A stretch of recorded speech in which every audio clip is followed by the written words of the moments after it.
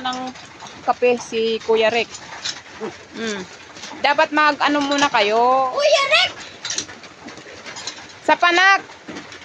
One more! Ako nga magpo. Dahan-dahan lang na. Tansik Isa pa. ka kasi. Sa pa! Ayun, nalagyan ko na. Sabaw. At ako'y nag-utos ng ng tubig sa sa aking paa dahil ako po'y hindi maliligo. Hapon na po guys, at anong oras na is 3:03 ng hapon. 3:03 ng hapon na po. At ayan po ay ganyan, masisira yan! At guys, tara at magkape tayo sa maulan na panahon. Pangtanggal po ng lamig kahit papano. At ayan na naman po at basang-basa ang aming asong si Wolfo kasi surot. Buti na lang si Lucky ay hindi sama ng sama.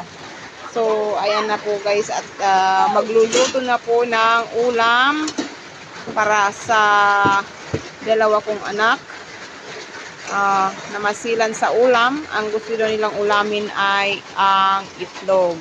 Si Papa Rick, si Kuya Rick na ang magluluto ng ulam. At ba't tatanggalin mo yan?